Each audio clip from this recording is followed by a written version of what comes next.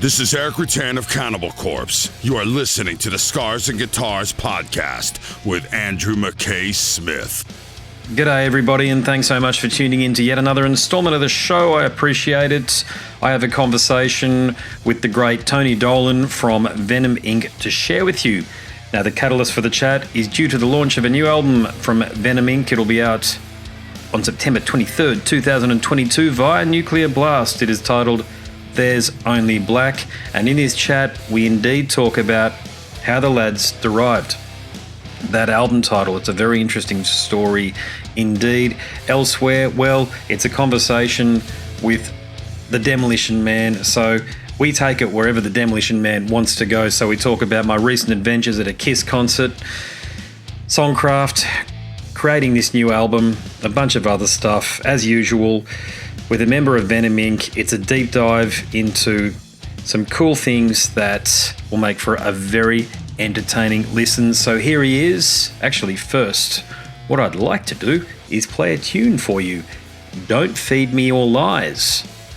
If you're listening via the podcast apps, we'll listen to that first and then dive into the chat. Of course, on YouTube, I can't do that, so we'll cut to the conversation right now. Either way, let's go.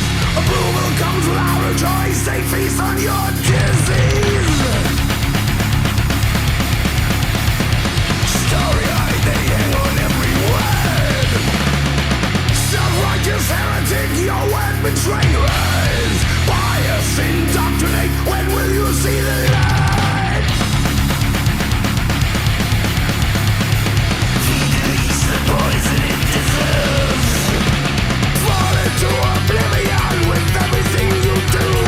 Dreams become real.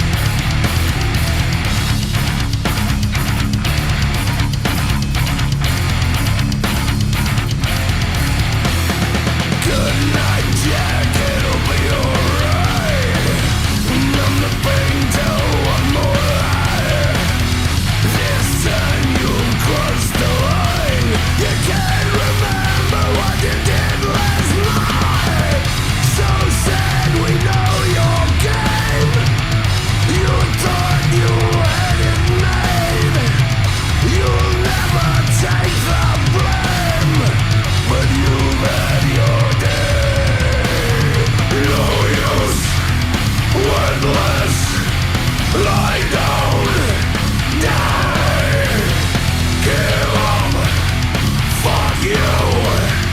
Lie down, die.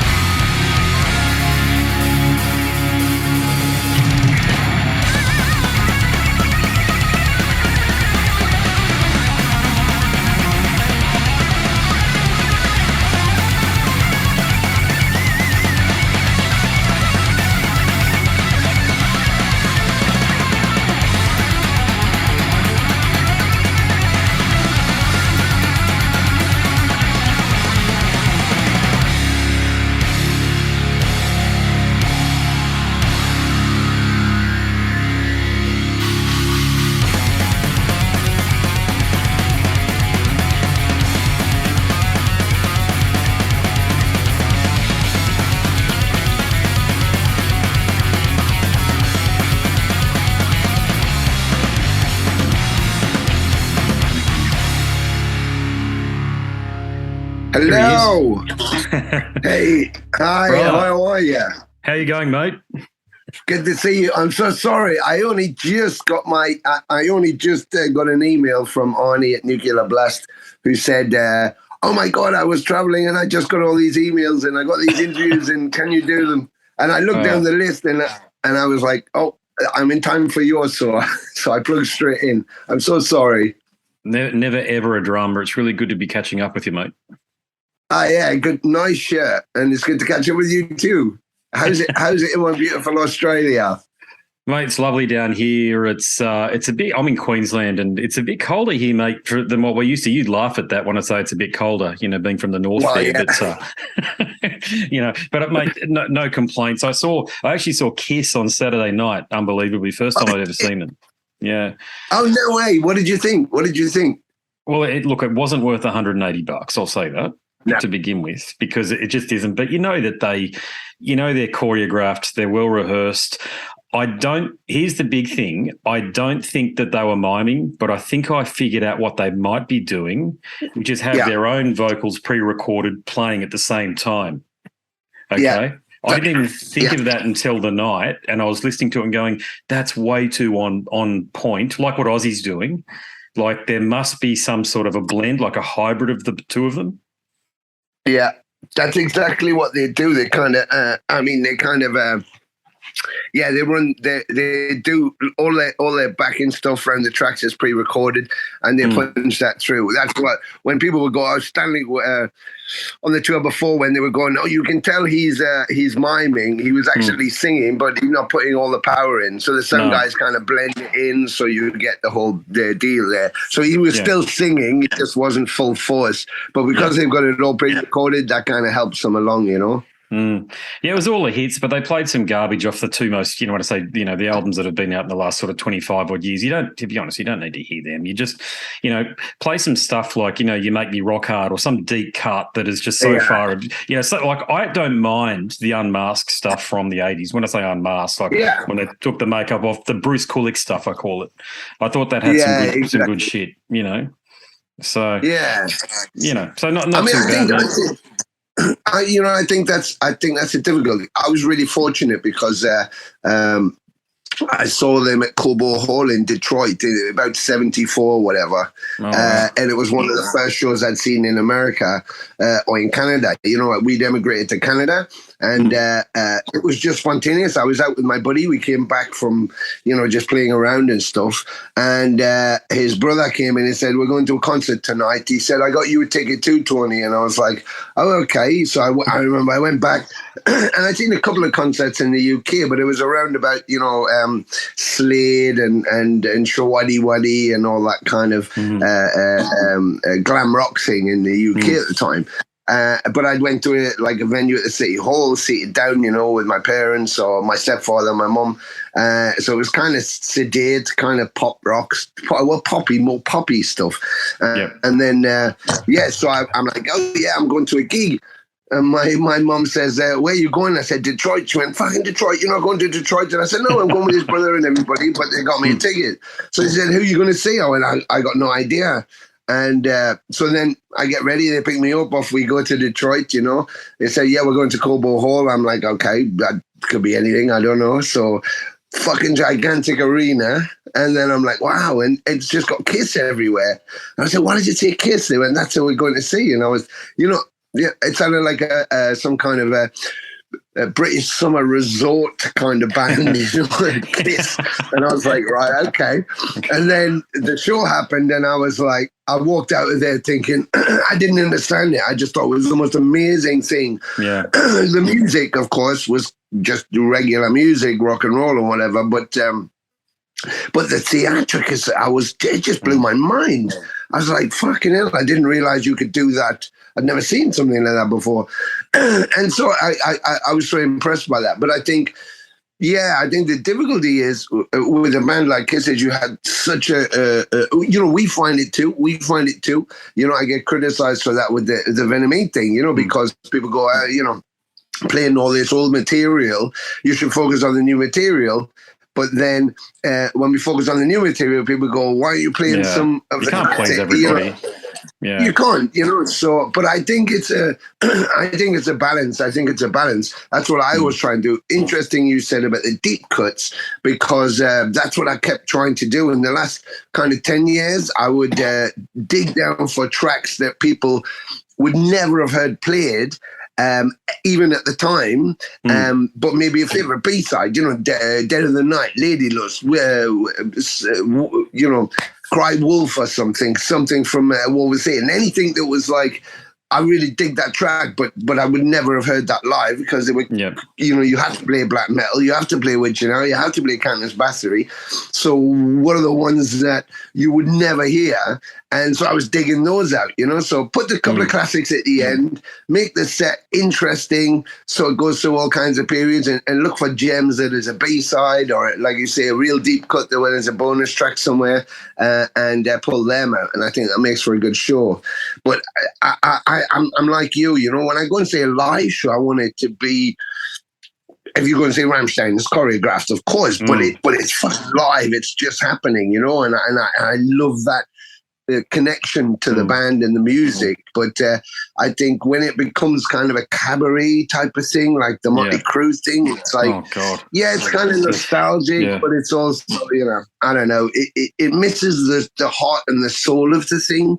And once you don't connect to that, then it's, it's just a visual, and it's like, it looked okay, but music is about connecting to you. So you come out there and you can't speak, you screamed your bollocks off all night, and it's just like the whole thing overwhelmed you.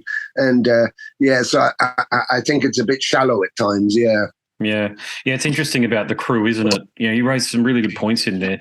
The thing about the Crew is they were last relevant when John was in the band. John Corabi was in the band in 1994. And they are basically a vaudeville act at this point in time. I mean, look at bloody Vince, for God's sakes. He doesn't look fit and healthy. No, he definitely doesn't look fit, and he definitely doesn't look healthy. And his voice, I mean, as you age, your voice changes anywhere. But if you, I guess if you, like an older artist, you could kind of look at the Stones, I mean, Mick and Keith, they're like 500 years old, so they were there before we had the wheel. And, but you go and see them and they're still playing and they're still singing, they're still on point. Okay, it may be a little kind of, how many times you want to hear Jumping Jack Flash or something like that, or see this, but it feels spontaneous. It still feels spontaneous. It feels like they're out there to play, and they play every song as if they mean it, and they're still on point, I think, for the most part.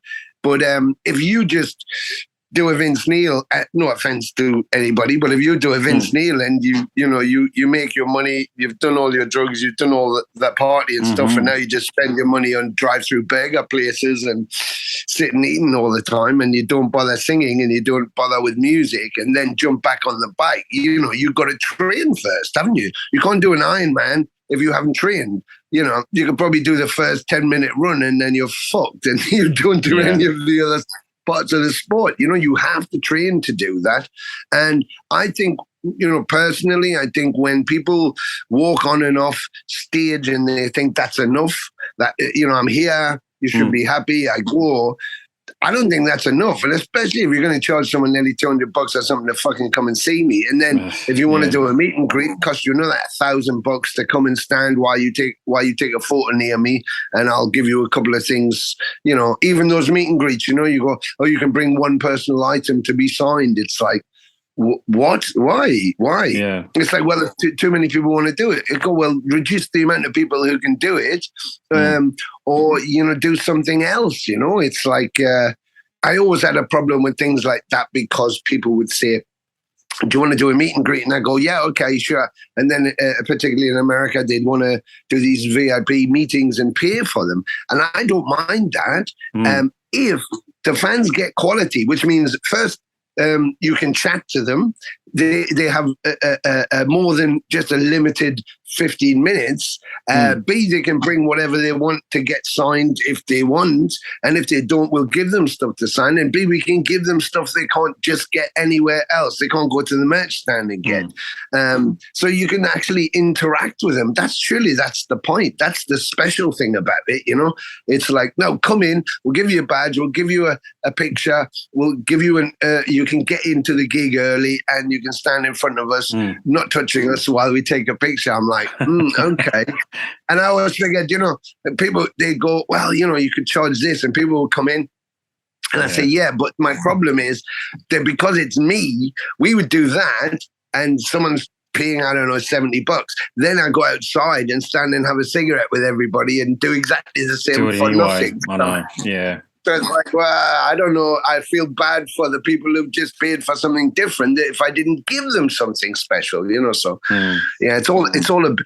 People say to me, yeah, well, it's business, Tony, and that's the business side. And it's like, okay, you're just marketing it, so it becomes just like everything else, which is fine, I guess, on a level. But for me, that's why I love the punk thing, and the whole idea of that was because punk was just about you and me, just like chatting, having a beer, having a smoke. Then I'd pop on stage, you get in the crowd, we'd both have a great time, and then we'd have a beer afterwards.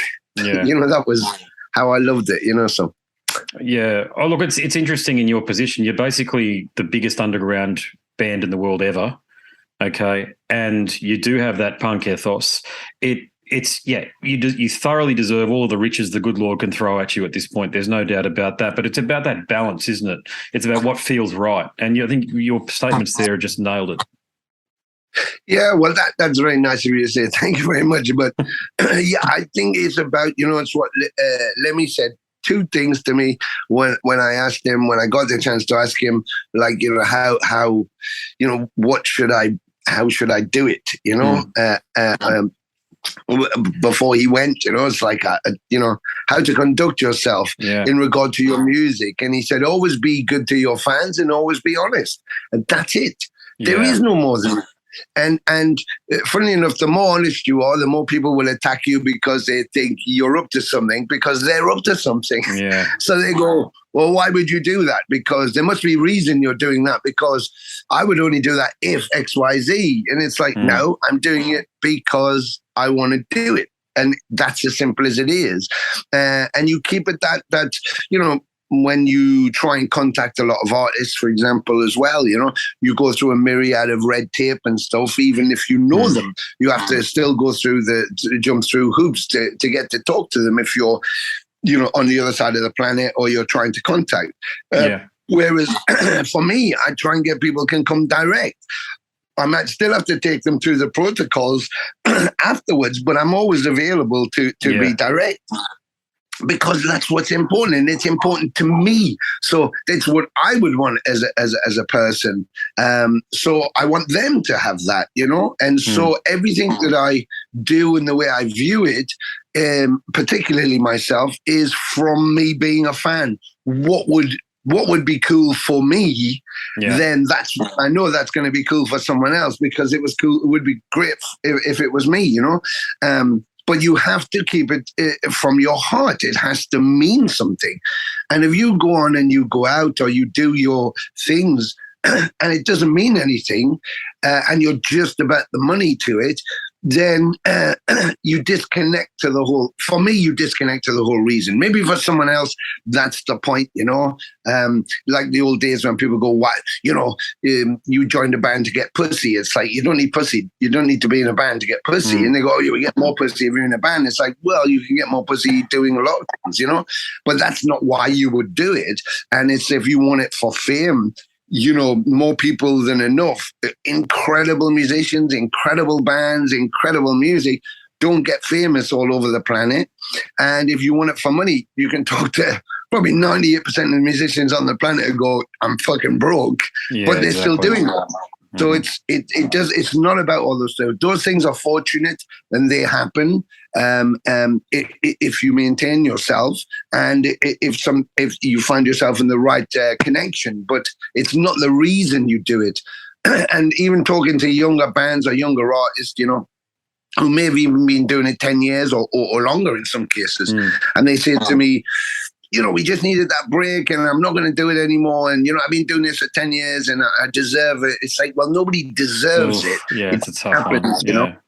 But it's like, if at any point in whatever you do, if at any point you give up, you decide, okay, I've put too much work into this, it's not working, so fuck it. You're not Usain Bolt and you don't win that gold medal.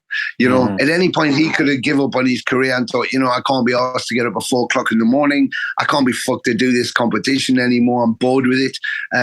He wouldn't have won the gold medals. What made him run for those gold medals? And like I told my daughter, even in that state, why would I go into a race that knowing that if I ultimately trained every day of my life, sacrificed everything to go into a race where I was going to run against Usain Bolt, and I knew he was going to finish before the gun had even stopped firing, why would I do that? Because it becomes about you. It becomes your challenge. It becomes your success. And I might go into the race thinking, I'm going to try and beat him, but if I get a silver medal or a bronze medal, that means I'm in the top 3 in the world. Yeah. So that becomes my goal. So you set your goals for yourself. And I think that's the main thing about that. Keep the connection to who you are, not what the prize is. Just be who you are and do it, be it honestly. And the riches are amazing. You don't need... You might not need all the money in the world anyway, so but if you get to come to Australia, go to Japan, go to Asia, go to Russia, and you get to meet incredible people and have an amazing time and get to share music, fucking hell, is that not, that's better than having $5 million and just living in Malibu staring at the sea every day by myself. I think anyway. And that philosophy is precisely why Ave is such a tremendous album to this day. I can't believe how strong that album is even now, all these years after it was released. 5 years, can you believe it? And now here you are again. You're back with There's Only Black. And look, they're studying contrast, both albums, aren't they? They're very different albums. And I've had There's Only Black. I think I've had it for about a month or so now. Okay. Okay. And there's a whole bunch of superlatives that I could throw at you about it. But the question that I came to after really thinking about it was, Ave is a hell of an album, and so is this. But did you feel a lot of pressure and expectation? And you kind of answered it in some ways to follow up on Ave? Well, yeah. I mean, it's an obvious question because I guess this is our sophomore. Ave was our first one as Venom Inc. But one of the things that I kept as the main kind of root of the whole thing was, because how do you approach it? Do you base it on how you sounded before, on past makings, past records, past music? And one thing I still did to Mantis at the very beginning, before we began all of it, was when searching for how should we approach it, is like we just play, we just write and we play because it's your identity. Nobody could hear a Jimi Hendrix, let's just say, because it's an extreme part, or a Steve Vai or a Yngwie Malmsteen and mistake it's another guitarist. Nobody would hear, let's say in this case, I don't know, a Bob Catley or a Vince Neil and mistake them as being another singer, or an Ozzy, or a Rob Halford. It's about that distinction, and within the music, okay, the guitars are the leading and the vocals maybe, but there's other factors too. You could tell who Cozy Powell was when he was playing, or John Bonham.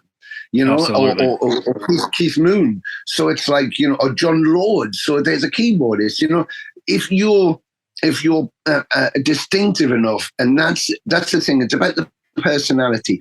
And I said, if you disconnect your personality and try to be something that you're not, it will fail, because it's dishonest, that's not to say I can't play Breaking the Law or God of Thunder, but I'm not those people playing it. Those people wrote it and played it, but they meant it to, and the key is, even if you haven't done the composition, the key is when it means something to you and you perform it in that way, it becomes something.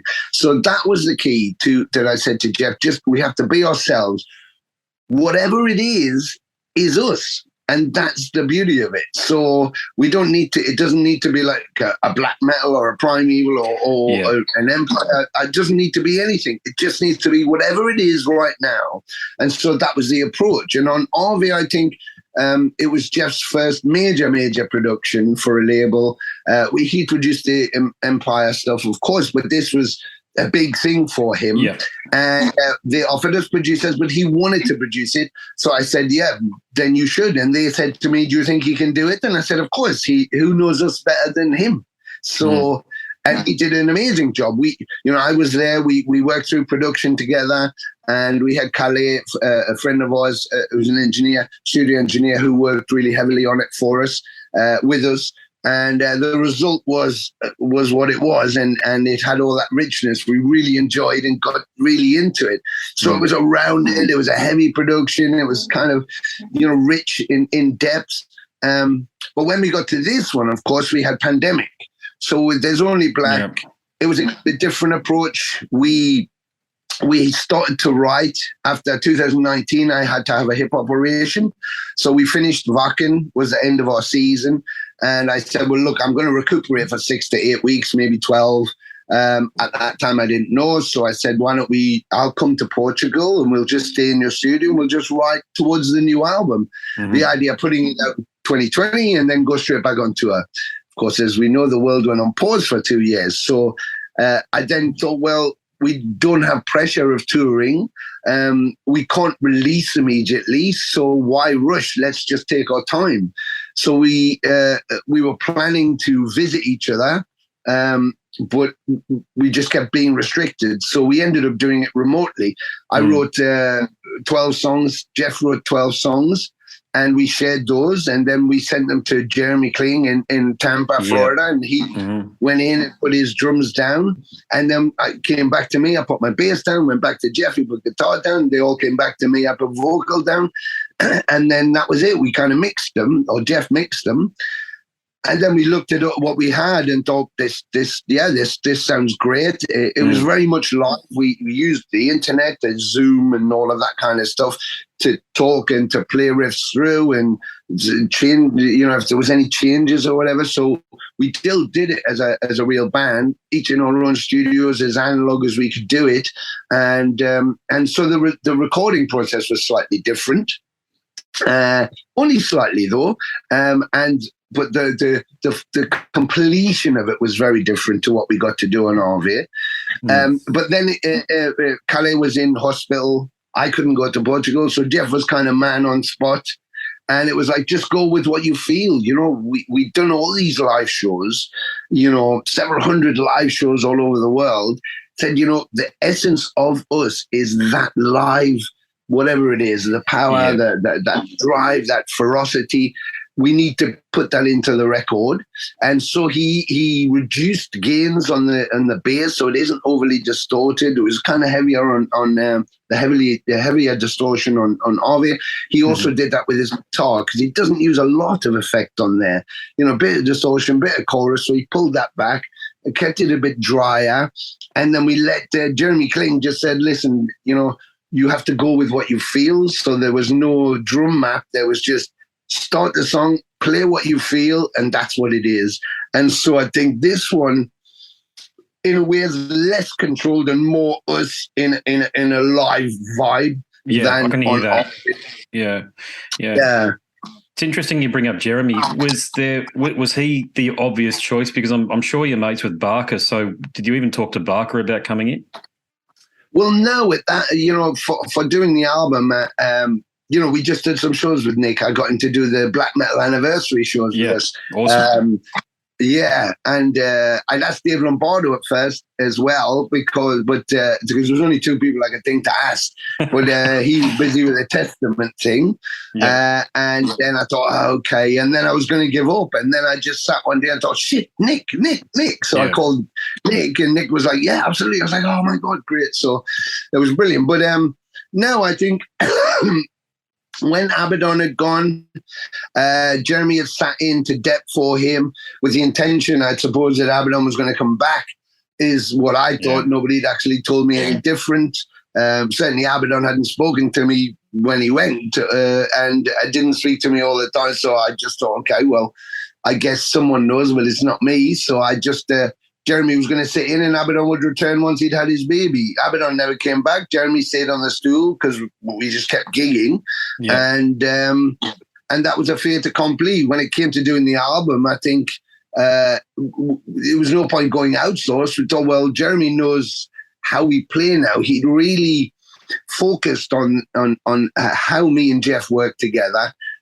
On a sonic level as well, and he just seemed to fit that. So we just thought, well, Jeremy has to play on this, which he did, and the result I was so happy about. I mean, the world was open. Having Nick would have been amazing, but I think there's something about Jeremy that he really wanted to do the job, and so he really focused so much on learning not just the songs when we play live, for example, but on the technique. It's very hard to play something like Live Like an Angel, a B-side of the very ever first Venom single. It's very hard to play that live, and I want people to feel like it's the first time they've ever heard it. Yes. So it should have that retro feel, but it should also feel like it's vibrantly happening now.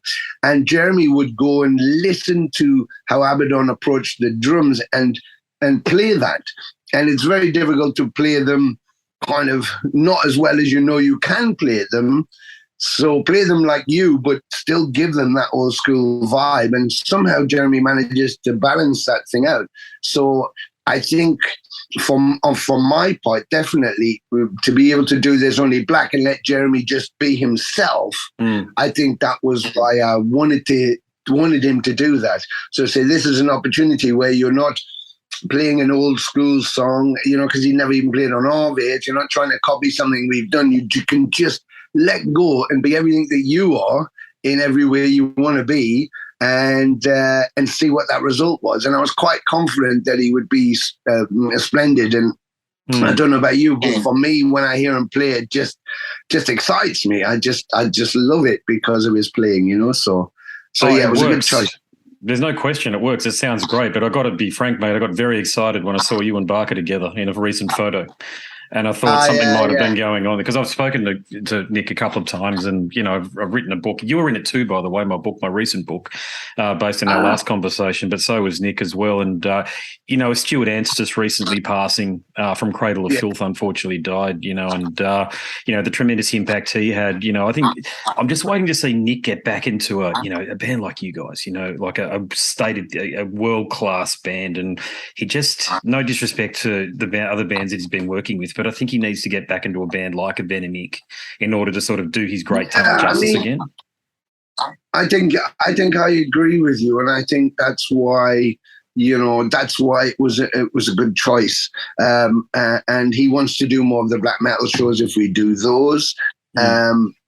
But I think I felt the same kind of thing. I just thought, here's an elder statesman who's done his work, done his job, is one of the premier underground drummers, certainly in the UK, he's the drummer to go to, and I just connect with him very easily, and as does Jeff, and yeah, so to be able to have him there, and I think I agree. And I didn't say there wasn't more to come. So, to have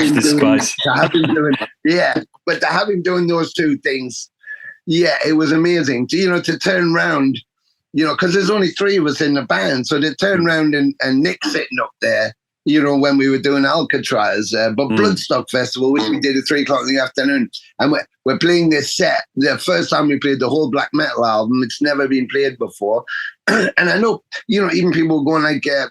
Dolan, because obviously the Corona Files and all of those will be going, that's not fucking, he shouldn't be, and that it's like, well, all I can say is they came to ask us, they didn't come to ask anybody else to do it, but because they knew we could do it, so we go and do that. But to be able to do that, and you turn around and you have a Dark Funeral and Machine Head and all these people standing on the stage with 23,000 people in front of you, and then I turn around and I'm looking at Nick Barcassette standing going, oh, we did it. It was mind-blowing. It was amazing. So I think we'd all like to have a bit more of that. So, yeah, watch this space. Watch this space. Look, I hope I can ask about Jeff's health, if that's cool, but is he back on track? I know the heart attack thing a couple of years ago really knocked him about.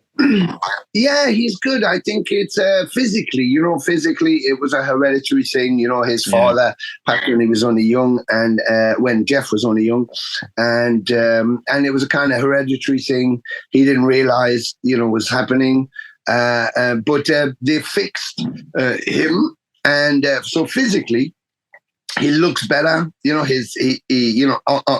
weeks later, after the heart surgery, we were on stage, and I turned around, and at one point I thought, fucking hell, he literally looked like he was 22 years old. He had this pure skin, and not like me, saggy old twat with cigarette skin, but there was this young, and I was thinking, man, I kind of fancied him myself, I thought, wow, yeah, he looks... But, he just looked vibrant. But then when he came off stage, he looks very tired, so it obviously takes the energy as well. Because where they did his chest, it's fused. So he feels like he can't expand it enough to get the air in. Jeez, yeah. So it kind of feels like when we've been on stage and he's working really hard, because, like I say, we throw down on stage. It's 100%. We don't give 50. We don't get 60. We give 100%. And if we're feeling shit before we go on, so we're feeling 40%, we give 40%. You know what I mean? Whatever we've got in our tank goes on the floor. Yeah. And I think that now he just sometimes thinks he's shallow breathing, so he loses energy and stuff. But you never can tell in performance, only afterwards in the dressing room. But that being said, he's still vibrant and still fit. But I think it's his mind, and it's a weird thing because, if you say, oh my God, I lost my child, I lost my mom, I lost my dad, I lost my uncle, I lost my house, I lost my marriage, I lost my dog, my cat, my fish, whatever it is, there's always a way you can talk to people because they've lost things too, because we all lose things. Yeah. So, your friends can kind of talk to you, your brothers and your siblings, and, they can talk to you and it kind of helps in a way, or you can even go to people who talk you through those experiences and they can help you on a psychological level. However, with death, it's a bit odd because you either die or you don't. And, but to die and then come back, which is what happened to him, even for a few minutes, is like, how do you talk about that? How do you understand that? So there's a limit to what we can discuss to give him an understanding, and when it happens to people like this, they try and understand it. And it's almost like you've touched the void, you've touched... Yeah, you're going right to the outer reaches. Yeah, I get what you're saying. Yeah. And it's like the whole idea of the album. Initially, it was going to be called Nine. It was based on Dante's Inferno's 9 Circles of Hell. And I was doing this journeyman's travel through his life from birth to death and all of the things that humanity do in between. And it was in 2 parts. And then, we were exchanging, working, and then Jeff sent a song through and said, oh, here's a song. Do you want to have a listen to this? And he said, I kind of got lyrics and it's based on my death experience. And I was like, oh, okay, cool. Yeah, okay. Like kind of like an exorcism. And he said, yeah, in a way, I just, I said, what's it called? And he said, well, when I went, I didn't see anything. I didn't see any angels or lights, anything. There was just black. So I've called it There's Only Black. And the minute he said that, I was like, that's the album. That's the album title, because it elicits so much of what humanity is. What's in a black hole? Well, we think, well, it must be. But the only way you could be sure is if you could go in and find out. But of course, if you go in, you can't come back out. So I could go in and go, oh my God, this is not what I thought it was, but I couldn't come back and tell you. And the same thing with death, and the same thing at the end of the universe. This is what happened, but what is at the end of the universe? What is on another planet? Is there life in the universe? What happens after life? What's in a black? We're constantly pushing boundaries and asking questions throughout our life of what is the meaning? What is the meaning of things? Why are we here? So I kind of just encapsulated all of those things. And I thought with energy, with light, if we turn off all the stars, there's only black. If our sun goes out, there's only black. If you turn off all the lights in your house on an evening and turn off all your electricity, there's only black. It's like once you take the light away from everything, there is nothing. And what is light? It's the font of energy, but it's also knowledge. People talk about light and knowledge. Lucifer was the light bringer. What does that mean? Well, he was a light bringer. He brought light to people in the dark who didn't know the ancestors. So it just was like, wow, that is it. So even using the black hole on the front, is it a black hole? Is it an eyeball? Is it a void? What is it? Is it just a ball of energy? Is that all there is? I don't know. But if you come into the album, come into the black hole, come into whatever you think it is, maybe you'll find something inside. So it's kind of like an invitation in. From that point of view, that changed the whole thing for me, the whole theme of it. And even on the cover, using the font I use, I tried to put the logo on. Yeah. Because people initially went like, what is that? Where's the logo? And it's like, well, you don't need the logo. And so someone even went to me, but hey, Tony, if you don't put the logo on there, how are people going to know it's Venom Inc? I said, what the fuck does it say on the front? Yeah. It says Venom Inc. So I said, they're going to know because they're going to say that. Yeah, but you know what I mean about the logo? I said, but the logo is, again, it's something else. That font I saw in a famous Highgate Cemetery in London, in North London where I live. It is a very famous cemetery. They have a lot of famous, renowned people buried up there, and a vampire cult and everything. I was just going through and I saw that on a gravestone, and that again just spoke to me. I thought that's got to go on the cover. There's meaning to that, the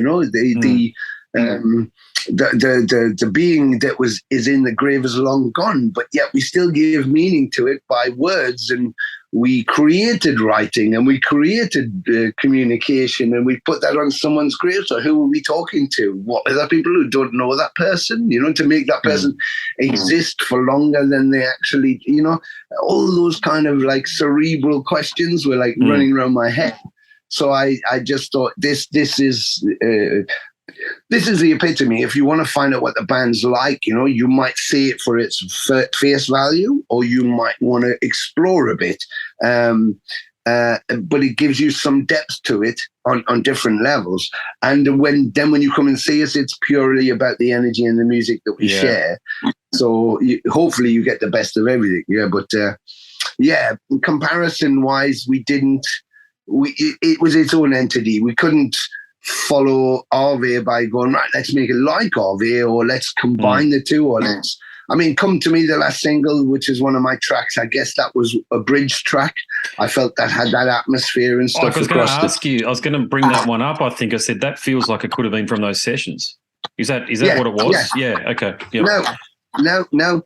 Again, though, it was a composition. It was a composition just I did as spontaneously as I do all my work. Jeff will kind of write and catalog things and pile them up and have tapes here and tapes there. And I just will sit down and just let it happen. So it's spontaneous. Whatever comes to me, and I don't question it. Then once I have it, I pass it off for other people to go, this bit's good, that bit's or whatever. But that one just came in a oneer. And I think it just felt immediately like it was a bridging track between the two. It felt like I get what you're saying. It could be from those sessions, but it wasn't intentional. I guess it was just then you find that, that my personality is on that record because this sounds like it could be being on that record. But again, just personality, not intentional, which is why I thought that was a good track to have. And then Andy Pilkington did the video, and I said, like, it has to have that atmosphere because I wanted to bridge across. Because the first two singles might have felt a bit jarring, like, well, this doesn't sound like Harvey. In fact, someone had said that. These don't sound like Harvey. I hope the next album is more like, because I loved Harvey. And it's like, well, this is the tip of an iceberg. You've got a journey to go on yet. You don't go like, right, we're not going any further when you don't know how far you've got to go yet. You wait till you know and then make your decision later, Yeah, you're right. I mean, look, it doesn't sound like Primeval either, which certainly They didn't sound like either. And Primeval's, one of the all-time metal albums, let's face it. But it's I'm not saying you can't follow it up, but there's no point in trying because it's its own beast.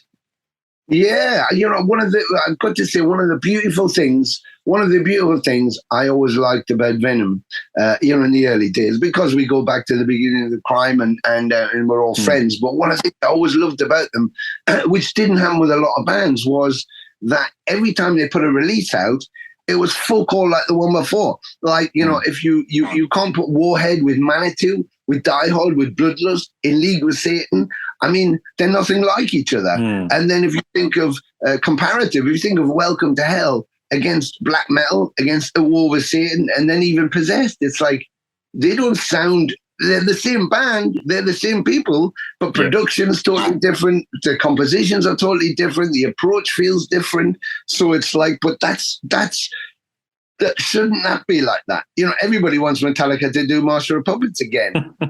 Tom Maria recently said again, I read recently that Tom Maria saying, everybody wants us to do another Rain and Blood, but it would have never happened because Rain and Blood was Rain and Blood. And it's like, yeah, why? Of course, I love Rain and Blood and I love Master of Puppets, and it would be great to have more of them, but why? Isn't that what makes them great? Because they stand out amongst the rest of the things. You even use the example with the Kiss show that you went to see. Yeah, it's okay to play, some cuts and stuff like that, but you want to hear those songs. I want to hear those songs, and that's not Peter Criss, Ace Frehley, Paul Stanley, and Gene Simmons up there, but it doesn't matter. It still says Kiss. You still get to hear those songs, and those are the songs that you like, and you want to hear those. Yeah. For those guys, they've been playing them 50 years, but for you, it's the first time you saw Kiss, so you want to hear those songs live, So I guess it's that at the end of the day. It's having that. You don't have to repeat it when you record. It should be you now, because then it's honest. There's no way if the Sex Pistols did another album, 10 years after they'd done Nevermind the Bollocks, it wouldn't have been like Nevermind the Bollocks. Very different. And people would have compared it because they were different people. They were older. They weren't, maybe they had some aggression, but maybe it was different aggression. When I was young, it was like, fuck my teachers, fuck my parents, fuck everybody. The world feels hopeless. 10 years later, it was a fuck my boss, fuck my job, fuck my electricity bill, and 10 years later, and that's like, oh, fuck my wife, fuck my ex, fuck my whatever, so you still have the anger, just changes who it's directed at, and you become a different person. So at each stage that you record, there's different things that have influenced you to speak out at that point. And so I think that's why everything should be of the moment, and then it's really honest. If 10 years later you go, yeah, let's remake black metal, you end up with Metal Black, and people going, what? Why was that ever going to work? It's never going to work because you're trying to plagiarize yourself. You can't plagiarize yourself. It will never feel real, because you're not that person anymore. So I think that's the approach, to keep them different. Keep them, not different on purpose and not the same on purpose. Just do what you do now, and that's what it is. And then if everybody loves it, you're winning. And you've got your cars like James Hetfield and you're living in your fucking big house. And if everybody hates it, hey, you're back on the dole, or you haven't need surgery like Paul Diano, and you'll be doing some retro shows. That's a risk, but does that mean you don't do it? No, it doesn't. If it's who you are and the musician that you are, and you believe in what you're doing, then just be honest. The rest will work or will not work, but you're not in control of that. Just on that, the two band situation there, you can clearly sell where my allegiances are based on what I've listened to and how I got into the group, which is through when we last talked about Primeval and stuff. But yeah. You know, look, I mean, when we talk about the deep cuts and we go deep into your legacy, okay, I don't think of you guys as a legacy band, I must confess, because I love what Ave just seemed to re-kick everything off. Now you've got this killer album here, which I just haven't lived long enough with yet, but I'm sure I will. I love it, but it's just a case of I need to live with it a bit longer in order for it to be like Ave, where, you know, 5 or 6 drinks into your night, I put an Ave, this sort of thing, you know, and it's just one of those things that sort of happens. But what about Temples of Ice and the Wastelands? Now, they were recently remastered. Now, I know it was done for cassette and vinyl. Now, were you guys involved in that? Yeah, well, that, funny enough, that took me 20 years to get those things back. You know, there was a box set. I guess there'd been a couple of anniversary releases, a couple of box sets and stuff. And then, and that was, you know, like I say, 18, 20 years ago. And then someone had started to ask her, like, are you doing that with your stuff? And I was like, well, no, I don't think so. Maybe they are, I don't know. And then I kind of started to put some feelers out and found out where they were. The masters were Sanctuary at the time. And they said they weren't intending on doing anything, but I could license Primeval at £500 a track if I wanted to. And I was like, fucking hell. So I was like, right, well, I don't have the money, and then I've got to produce it and then put it out. And I was like, well, I'm not a record company, I'm just a guy in a band. So I thought, well, I can't do that. So I just left it. When I asked about the other product, they went, yeah, we don't know where that is, but we're not intending on doing anything. So every year I kind of made an inroad to inquire if they had a full catalog, what they had, could we, blah, blah, blah. Nothing was coming forward. And you know, it took me all of that time until Dissonance Records put out my Atomcraft stuff. Or the Atomcraft stuff, which of course I'm part of, and they re-released all the stuff in T-shirts and stuff. I was like, "What? How the fuck? How are they doing that?" And then they put Primeval out on CD and vinyl. So I went straight to BMG, who now have the masters and ownership. I had some great people, Mars and Pete, helping me there. Were brilliant. They tracked down to say that they whoever gave them license to do the Primeval had absolutely no rights, because they hold the rights. So they stopped them producing anymore. And then they, you know, let me know how the Atomcraft thing had happened and how they got that. And how they managed to get those tracks. And then while we were doing all of that, I thanked them very much. And I said, could you give me like a rundown of the catalogue that you've got? Because I could never get it from Sanctuary. I tried to Universal and it was all over the place. And I don't know if the drive at the time was because we weren't doing, it was pre-Empire of Evil. And then during Empire of Evil, Kronos was signed to Spinefarm. And Spinefarm Records is a subsidiary of Universal. And Universal was at the Sanctuary. And of course, they had the masters. And it started to feel like I was being prohibited. Like they wanted to protect Kronos's releases and making money from Venom. And he didn't want any of my stuff going out because he wanted to eradicate that part of the history. And so they were being prevented from me. Anyway, B&G were very helpful. They found all the stuff. They sent me the list and said, what do you want to do? I said, could you give me a license? You know, I've been ripped off for 40 odd years on this stuff. I've never had a penny. And why is it sitting in a basement somewhere when I could put it back out? And you do a box set of black metal and Welcome to Hell every single year. How many times do you want to package that?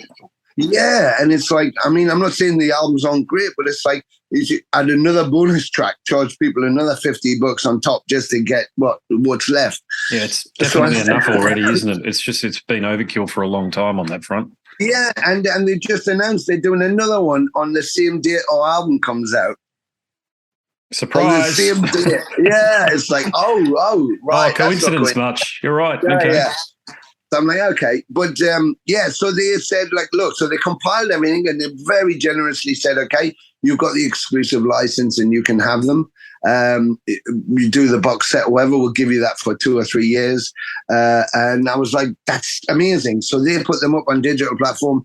I got all the recordings, sent them to Jack Butcher in Texas, who specifies as a specialist in remastering. He remastered everything just because, they were, some of the recordings were too tinny and just badly done. So he remastered them, sounded great. Then Rockmark, Vadim Komic at Rockmark in Belarus, who was a business partner, my agent.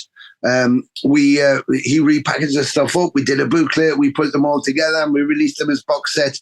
A box set cassette, a box set CD, and a box set vinyl, and then a separate. And the box sets, we thought limited. We'll obviously do limited numbers because everybody does limited, 300 to 1. That's collectors.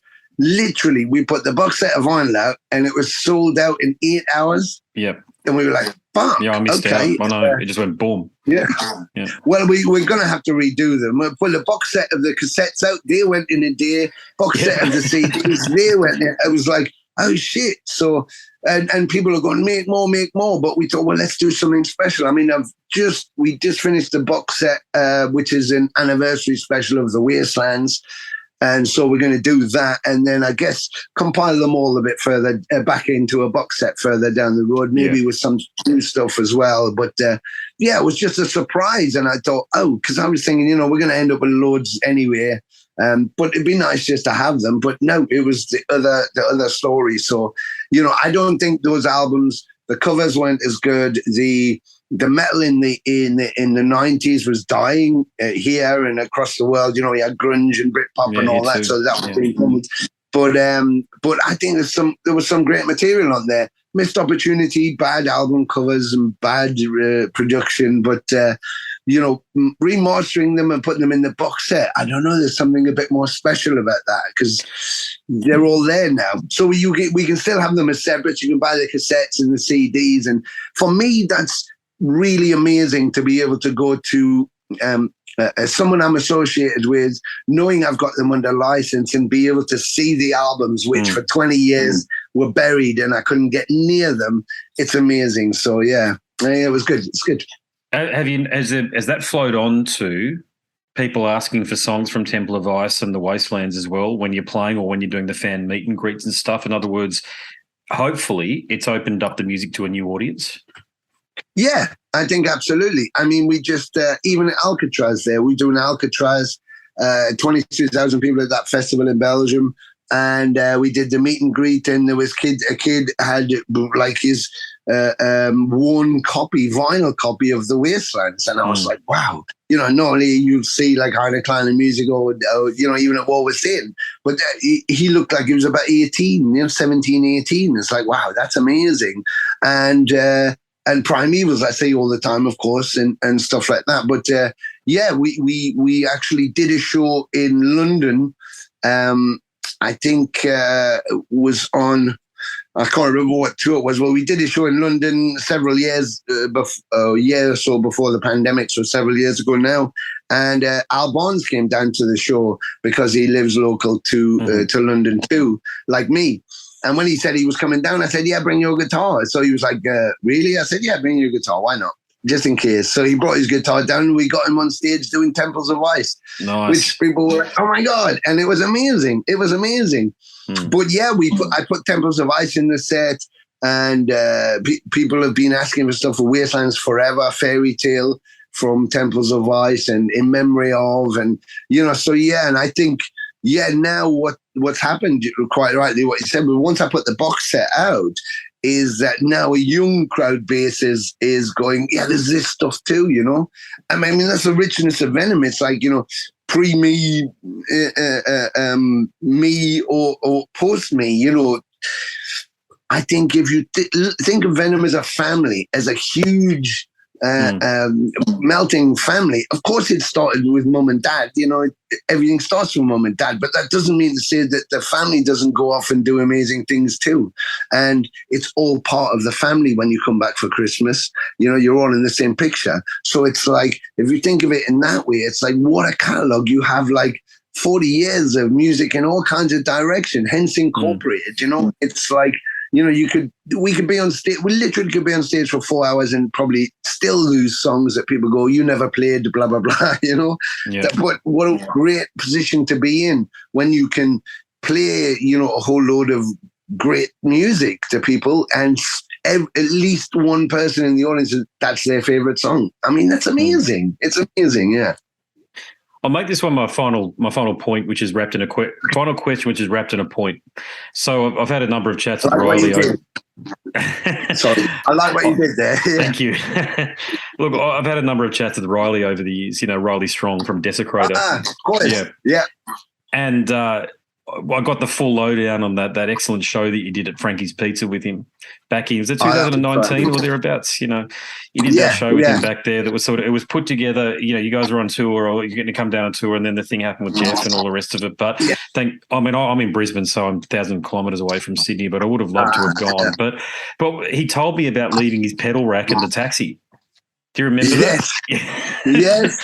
And it almost didn't go at the gig, and he was already stressed, and then that just sort of went to overload to the point where you go, I don't know what I'm going to do, sort of thing. But what are your recollections of that gig?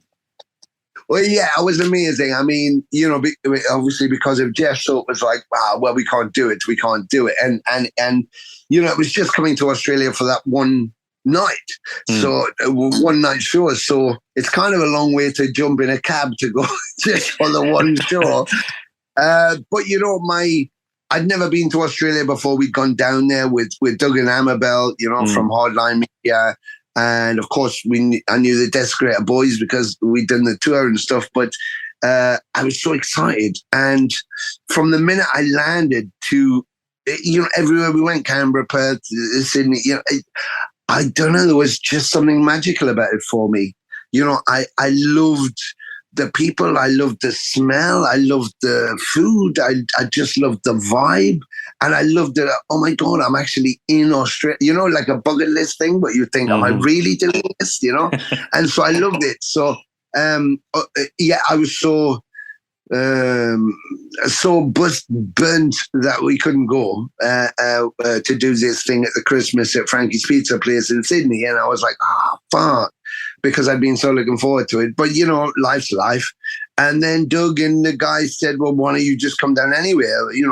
Maybe you could do it with Desecrator. And I thought, that's a fucking brilliant idea. So I get to be with my Aussie buddies, and well, yeah, why not? We're just having a Christmas party, for fuck's sake. So I was like, well, if you're sure, they were like, yeah, let's do it. So that's what we did. And I even got Doug, because of course, Doug Dalton, who runs Hardline Media, is also the guitarist in Killraiser, So, and he's this monolithic, gigantic Australian short wearing digger, with his hair tied up and looks like he should be driving a 4x4 across fucking, Ayers Rock in a Warner, and everything that I imagine this big fucking meaty, hard-nosed Australian outback guide to look like, but with the sweetest heart and the most generous, sweetest heart. I mean, you wouldn't want to go down the back alley with him if you pissed him off, but, just such a generous person. And it really touched my soul, And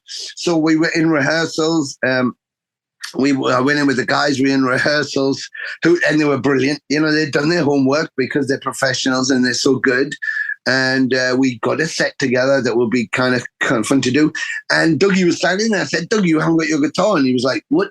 And I said, you haven't got your guitar. And he was like, well, I'm not playing that. I said, you're fucking on now. You got to play black metal. So that was it. And so to have him join on the night to play black metal was like, it was so mind-blowing. Awesome. But yeah, I think there was lots of maybe, well, I wasn't nervous. I was just excited and wanted to do it. But I think maybe from the boys, they felt a bit of pressure. But it was like, we're such incongruous. We're such like kind of laid back. And I'm very it happens. Whatever happens, happens. And that's the fun of it. So don't worry, just play. Just play. It is what it is, it's a moment. And if it goes perfectly, it's perfect moment. And if it goes not perfectly, it might not be a perfect moment for you, but it might be for someone else. And the very fact that we're there, we're doing it, it's live. It's if you can focus on the energy and the togetherness, mistakes can be forgiven, But if you don't have the energy in there because you're trying to be perfect, then it's not going to be what it should be. Yeah. So, and the place was rammed. I mean, it was such a cool place. You had such bands on there. Al Selmo had played there with his band. Everybody had played there. So, to be able to do that, and it was rammed in there. It was Christmas. It was Australia. It was like, it couldn't get any better. Backstage, there was probably as many people as there was out front. So, but Riley was like, oh, fuck, mate, all my wreck, mate, was in the taxi. I was like, that's not good. That's not good. But I said, listen, we got a fucking amp, just plug into an amp and play. It doesn't matter. It doesn't matter at this stage. As long as we got a noise. I've done that myself. Got to places, they go, your pedal's not working, or this amp's not working, and you end up playing with totally nothing that you were going to play with. But, at the end of the day, if it's inside you, that's what you're playing, Yeah. The rest is just a technical, you can fucking put a nail in with a brick if you don't have a hammer, as long as you've got the intention to. And if you don't have a hammer or a brick, you're going to you're going to find something to put the nail in. And it's kind of that situation. It's like, let's just nail it down. However it goes, it goes. But we're going to make sure it's nailed down. And it was just the best time. Even when people took pictures and said some amazing things. We had such a party afterwards. And then even when I see pictures of it, every time I see the pictures of us playing, my heart just fills up, And they're doing, Desecrate are doing their final ever show. There are messages from Gary Holt. I've done one. They're trying to make a really big show, and I hope everybody can get there because it's going to be a blinder, and it's a good way to say thank you. I'm not sure if they'll ever stop, but they're certainly going on a hiatus. But what a band, and that band, people as well. But their performances, we took them out on a European tour with Suffocation, I think it was, or no, it was nice. Vital Remains, and all over Europe. Just stalwarts. They crewed, they teched, they kept going even when they typical Aussies, like they had one chicken leg between them 5 days in a row and didn't complain. Slept in a gutter one night, didn't complain. They just were workhorses. But when they went on stage, they delivered like hands down, 1,000% every time. And it was like, what a band, and what a way to raise an Australian flag. So, yeah. But Riley and the boys, just amazing boys. And it was that show that I brought COVID back to the UK, I'm sure. I certainly brought it back to everybody. Yeah. You're the guy. Yeah. When I finished there, I had to go through fucking Hong Kong. So I went through Hong Kong and then came to the UK. And when I got back, it was like, Christmas time. And I was like, saw my daughter who was at university, and I said, I don't feel so good. I said, how about you? She went, I don't feel so good. And I said, you know what I think's happened is you've brought some shit from university and you've given it to everybody. And of course it was, the following February, March, where they said this thing blew up. Of course it was in Hong Kong, and I was like, oh my God, I brought it here. So I might get that tattooed on me. It was my fault, so. COVID patient number one, British COVID patient. I tell you what. As shit as it was, and as shit as I felt, and as scary as the whole, the disease, I'd still go and do it again, even knowing it. If I went back in time and they went, do you want to go and do that Australian thing again? Because when you come back, you're the one who brings it. I'd still bring it back. I'd still do it. Because it was so good. We all got through it for the most part, Yes, exactly. Yeah. Do you think you guys will be coming back down again soon? Has there been conversations around that? Yeah, there has. I mean, we had it penned in for the year before last, and then last year. Yeah. So we're looking at next year now. And where the idea is, I think, we're definitely coming with Exciter with Dan Beeler and the boys. That's right. I spoke to Dan about that. Yeah. It's sort of, because they'd never. they've never been to Australia, so you know they were. And I went to see them 2 weeks ago in London. I went to see Dan and at the show and the guys, and we hung out, and it was fantastic. And we obviously mentioned about Australia, so we're looking to make that happen. And I think Hardline's looking to set dates for us now, and we possibly might bring Raven back down with us.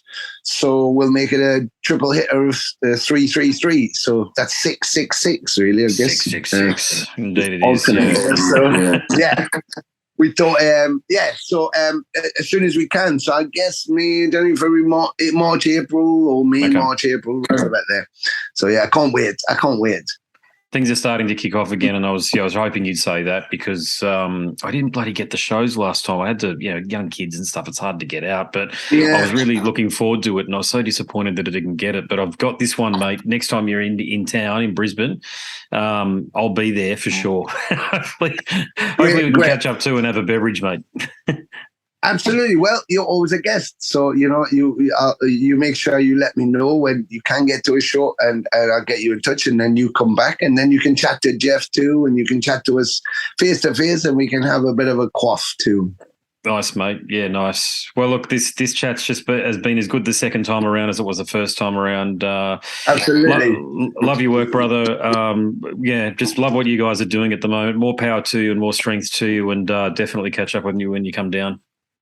Bless you. Thank you so much. And good to see you again. And please give my best to your family too. And we'll see you very, very soon next year. Absolutely, mate. Looking forward to it. All right, have a good one. Talk very soon. No worries, mate. Talk to you again. Thanks very much again. Ciao. Take it easy. Bye. See ya. There he is. I always enjoy my catch-ups with Tony. He's a fantastic fella, as you can hear throughout that chat there, and I do look forward to catching up with him and Jeff when they arrive in Australia for some shows sometime, hopefully in the near future. Maybe those April shows. They'll eventuate in that month there, but we'll see. The lads certainly want to come down, so that is 95% of it in my experience. That the band wants to tour somewhere, it generally happens. Now, if you like listening to the show, maybe you like reading the book about the show, Scars and Guitars, Volume 1, Conversations from the World of Heavy Metal and Beyond. You can read excerpts from chats that have been posted to the podcast, well over 60 of them, as a matter of fact. And there's 90 musicians that feature amongst its pages, from Death to Morbid Angel, Tony and Jeff, and even Abaddon. Last time I had a chat to Tony, Abaddon was still on the band. They feature amongst the pages. Next book I'm halfway through writing it because I've enrolled my masters. So yes, the book is selling well, and I appreciate that. God bless you if you've bought a copy. Go across to scarsandguitars.com, click the link on the banner. You'll be taken to a marketplace of your choice. You can download a sample, and if you do complete the purchase, let me know, because I want to thank you personally. And here's a little bit more information about the book. But before I let you go, my name's Andrew Mackay-Smith, and I'm the host of the Scars and Guitars podcast series. Until next time, it is a very goodbye for now. This is Eric Rattan of Cannibal Corpse. You are listening to the Scars and Guitars podcast with Andrew Mackay-Smith. I've been the host of the Scars and Guitars podcast since 2017. The first musician I interviewed for the show was David Vincent from Morbid Angel, and things have just snowballed from there. In all, I've posted almost 650 podcast episodes featuring conversations with many of the leading lights of rock, heavy metal, and beyond. It just got to a point where I thought, I need to write a book about all this, so that's exactly what I did. In Scars and Guitars Volume 1, you'll read a heap of deep reveals and commentary, such as Des Fafara talking about Coal Chamber and why the band will never return. If you're a band just starting out, you need to hear me. Do not start a band with partners. Ever. Yeah, wise words there. Sage advice, mate, for anybody. Don't ever, because I can't go do Coal Chamber right now unless I get others involved. Phil Anselmo talks about the episode in his career which gives him the greatest sense of accomplishment. I think the staying power of the fans and the staying power of of the songs, whether it's Pantera, Down, or Superjoint, the fans remember the songs. Alex Skolnick from Testament confirms that, yes, playing the guitar in Ozzy's band is anything but an ordinary gig. Will Silent Oz from Dimmu Borgir write a book? Pa from Sabaton gives advice to people who want to start a band. Look at the team around you, look at the bandmates. If the guys want to be on the stage, then it's all cool. If the guys want to be backstage, then it's not going to be cool. Current and former members of Cradle of Filth discuss the band's seminal 90s material. Read about the reaction to George Lynch and Mark from Suicide Silence's comments when they throw shade at then President Donald Trump. We have this idiotic monster, this egotistical, self-aggrandizing, complete piece of shit in there. I just can't understand how we've gotten to this place. And yeah, we kicked a hornet's nest with Sepultura. Percussive overlord Gene Hoglan talks about recording with Chuck Schuldiner. Chuck was always, he was very, very open-minded, and he was into having his musicians that were playing with him just reach out for the best stuff that they had. Phil Campbell from Motorhead discusses what it takes to get sober. John Five answers his critics who dismiss his tenure with Marilyn Manson. My name is John Five, and Manson gave me that name, and I had some of the best years of my life in that band and learned a lot. And we get the lowdown on Treyarch Zagtoth from those who would know, including his mother. All across Scars and Guitars Volume 1, there are moments of tension, relief, tragedy, exhilaration, and throughout it all, you'll obtain insight that I believe no one else has managed to obtain from many of your favourite artists. So treat yourself. Scars and Guitars Volume 1 is currently available as an ebook with a print edition on the horizon. Follow the links attached and download a sample. I'm sure you'll be compelled to read the whole book.